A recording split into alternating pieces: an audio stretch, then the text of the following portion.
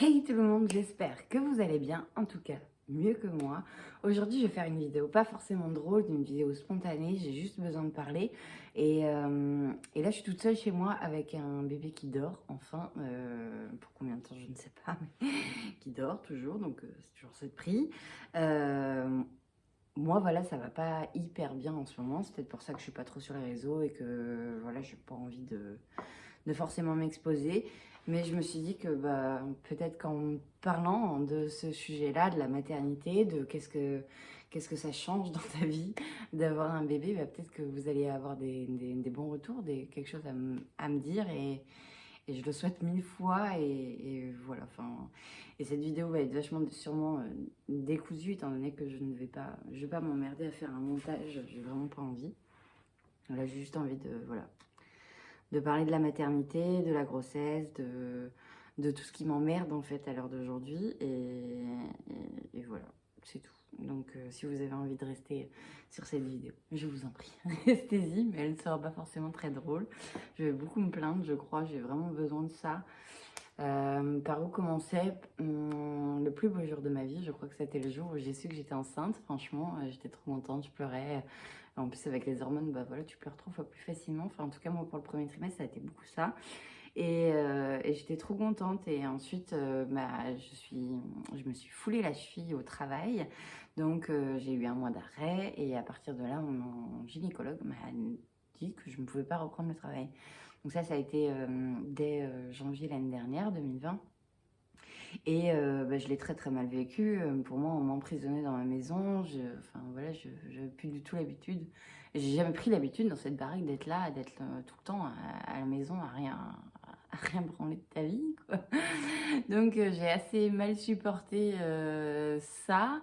Ensuite, il y a eu le confinement, le Covid, enfin bref, tout le bordel que tout le monde déteste. Et je pense qu'il a joué un peu sur l'humeur de chacun. Tout ça a fait que la grossesse a été hyper longue et hyper compliquée. Enfin, longue, je me dis que hors Covid, ça doit être long quand même. Mais voilà, ça n'a pas aidé en tout cas ma situation. Ensuite est venu l'accouchement. Donc l'accouchement, j'ai fait une vidéo dédiée, donc je vais pas trop revenir dessus, mais ça a été le pire moment de ma vie, slash le meilleur moment de ma vie parce que j'ai rencontré mon fils. Mais voilà, j'ai détesté accoucher et je ne souhaite personne à l'heure d'aujourd'hui d'aller accoucher. Enfin, quand j'entends des femmes, on en parlait encore hier, hier avec des collègues, qui ont accouché 2 fois, 3 fois. Franchement, chapeau. Je n'y retournerai jamais. Voilà, donc du coup, ça a été une chose. Ensuite, bah, c'est la découverte du monde de la maman. Donc, tu prends vachement sur toi, ton bébé il pleure. Nous, on a eu les pleurs du soir, hein, je crois que c'est un truc d'affreux. C'est à partir de 17h30, 18h. Ton gamin il pleure pendant 4 heures, tu ne sais pas pourquoi et tu ne peux pas le calmer. Donc, comme ça, tu as juste à prendre tes nerfs et puis à relativiser. Et à partir de là, en fait, est né le fait que donc on avait le cosy de notre fils et une sangle et du coup on le berçait en fait. Je suis désolée pour le soleil arrive, je suis désolée. Je sais pas si je peux faire mieux. Voilà. Et donc du coup je disais donc le cosy, une sangle et en fait on le berçait de cette manière, on l'endormait de cette manière. C'est le seul truc qui le calmait parce que la voiture ça marchait intense et tout. Et du coup, en fait, il s'est habitué à ça. Donc, on l'a fait pendant plusieurs mois. Ça fonctionnait quand même assez bien. Et puis, bon, bah, il est venu un temps où bah, il commençait à devenir un petit peu trop grand dans, dans ce cosy. Du coup, on a essayé le lit. Alors, on avait un lit sur roulette, donc on le berçait et ça n'a pas bien marché. Pour moi, dès qu'on le mettait dans le lit, enfin voilà, je ressentais mon bébé hyper stressé et tout. Donc, du coup, je me suis dit, bah, enfin, j'ai cherché et j'ai trouvé qu'il y avait la méthode Montessori qui nous disait qu'à partir de 9 mois à 12 mois, on pouvait commencer à mettre un bébé, en fait, à partir du moment où il sait se retourner et être relativement autonome sur ses mouvements. On peut le mettre sur un matelas au sol avec une barrière de sécurité et entouré de 3 murs. Donc moi c'est ce que j'ai fait ça sur un grand matelas parce que c'est ce que j'avais en stock. Et du coup au début ça le faisait, franchement on s'allongeait, on l'endormait, puis il avait les yeux qui roulaient et nickel, il s'endormait et tout. Sauf que là ça fait plus d'un mois et demi, 2 mois, enfin bref j'ai pas envie de compter parce que je crois que je vais me déprimer moi-même à savoir combien de mois je ne dors plus. C'est que là, il n'y a plus rien qui fonctionne en fait. Enfin, il dort, il veut pas s'endormir, il a 9 mois à l'heure d'aujourd'hui et tu ne peux pas le poser dans son lit et te barrer de la chambre, lui dire bonne nuit, bonne sieste, ça y en a, maman va faire autre chose. Et ben non, c'est pas possible, tu passes, enfin moi je passe entre 4 à 6 heures à endormir mon fils dans une journée.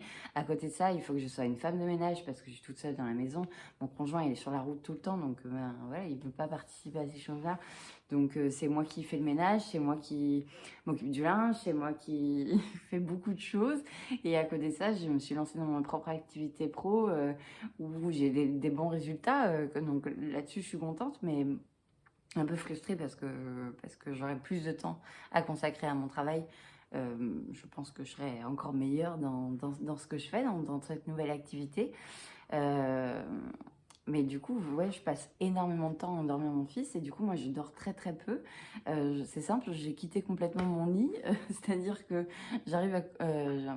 on couche Liam vers 19h30, 20h tous les soirs avec les mêmes rituels, exactement, je dis les mêmes mots, les machins, enfin voilà. Je fais tout ce qui est scolaire, de la maternité qu'on t'apprend sur tout, les pédiatres, les médecins et tout ça. Et du coup, donc on arrive des fois à l'endormir sans peine, des fois avec énormément de peine. Donc quand il y a Vivien, j'avoue, je perds... Vivien, c'est mon mec. Quand il est là, je perds peut-être plus vite patience parce que j'ai le choix. Parce que j'ai le choix de me dire qu'il y a quelqu'un d'autre dans la maison. Et donc du coup voilà, il prend le relais et il essaye de l'endormir à sa manière. Des fois il y arrive très bien, des fois ça marche pas encore, donc du coup c'est moi qui remonte. Enfin vraiment là-dessus on échange vachement les rôles et c'est tant mieux. Donc le pauvre il est là 2 jours par semaine et 2 jours par semaine il subit toutes ses soirées. Enfin vraiment il n'a pas de chance non plus. Je pense que c'est pas facile pour lui. Et donc après, une fois que Liam dort, au plus tard vers 21h, 21h30, enfin on a fait plus tard, mais bon bref, en moyenne c'est ça. Du coup, bah, on mange et on est tellement claqué qu'on va se coucher. Alors moi j'ai pris le plaisir là, de recommencer à lire le soir, donc je lis un petit peu dans mon lit à moi. Et à minuit, 1h du matin, grand max, Liam se réveille, il s'assoit en fait, il a donc a pris la position de se mettre à quatre pattes, assis et debout contre la rambarde. Donc du coup là le problème c'est que ben, il passe de endormi à assis, donc ça le réveille et du coup il se met à pleurer. Donc là il faut aller le voir. Donc on se rallonge à côté de lui, on le reberce. Moi souvent j'arrive pas à tenir, même si je me dis non, il faut que que juste je l'endorme et que j'aille me recoucher dans mon lit, ben en fait je m'endors à côté de lui. Du coup je passe une nuit pas forcément hyper agréable parce que ben, un bébé ça bouge énormément, voilà, ça fait 360 dans le lit. Donc tu te prends des coups de pied, des coups de poing, des machins, des bidules. Et du coup au final tu dors pas, c'est pas en tout cas reposant comme sommeil. Et là, j'arrive à bout, ça fait 1 mois, j'ai tiré la sonnette d'alarme auprès de mes amis, je suis allée chez une copine, c'était bien chez eux quand même, enfin, par la première nuit, mais le reste était bien. Ensuite, elle est venue à la maison, elle a vu ce que c'était, donc une catastrophe, et du coup, elle prenait le temps d'aller marcher, de le mettre en poussette, qu'il dorme dans la poussette et tout. Moi, juste, ça m'énerve, donc j'ai même pas envie d'essayer. C'est peut-être un tort, je sais pas, hein. Je dis pas que j'ai raison en tout cas dans cette vidéo.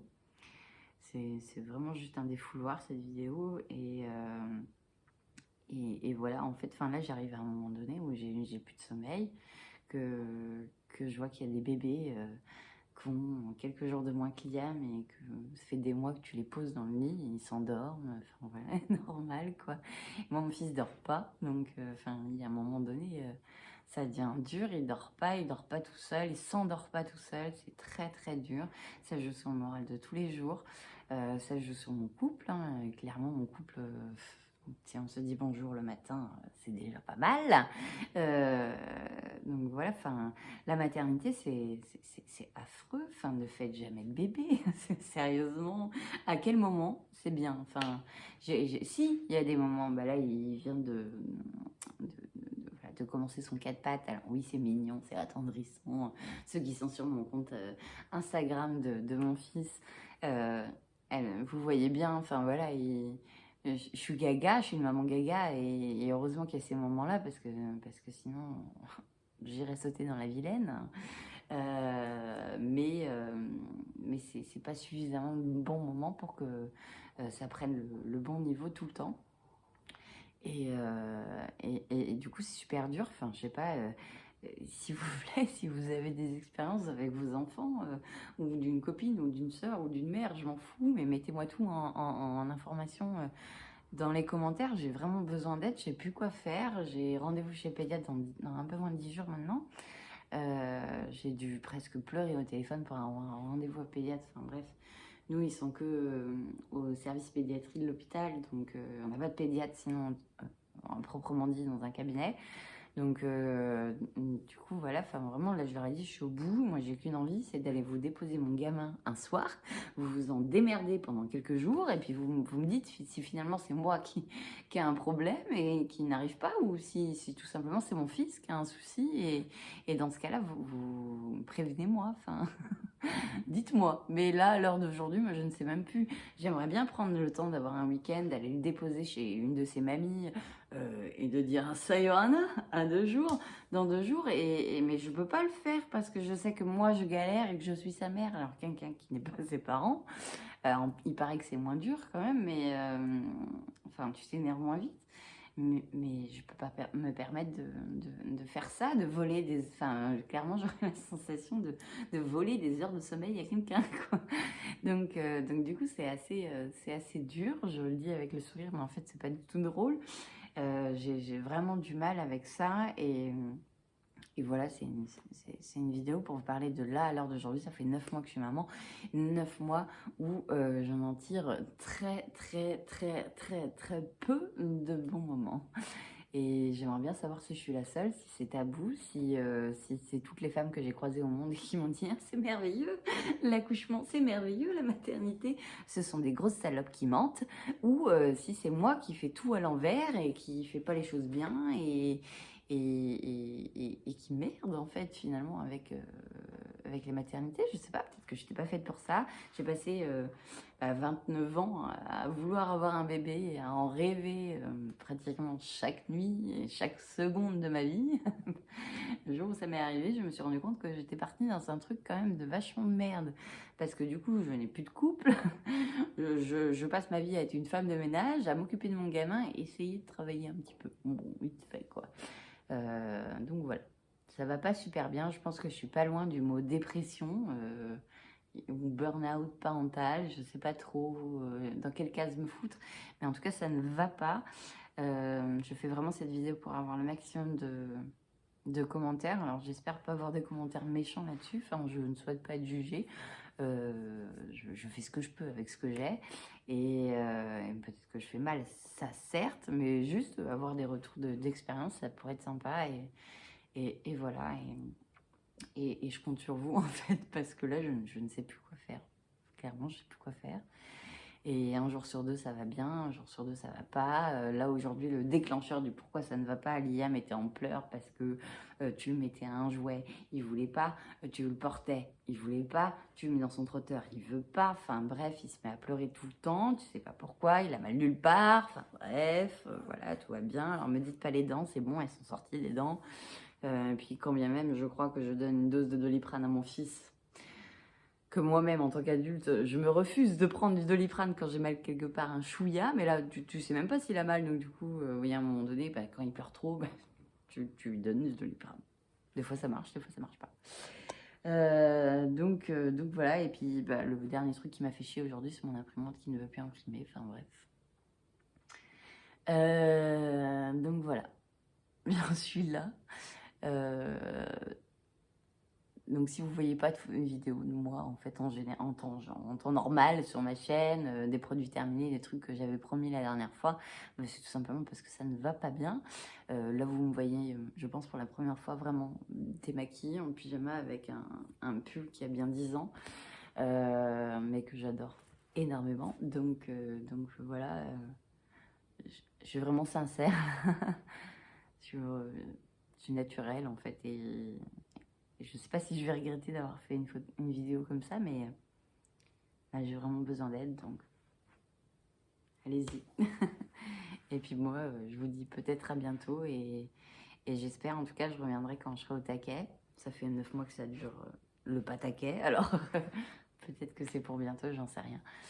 Et puis pour les gens de ma famille, vous inquiétez pas non plus, des masses, un peu de soutien, un peu d'appel, un peu de...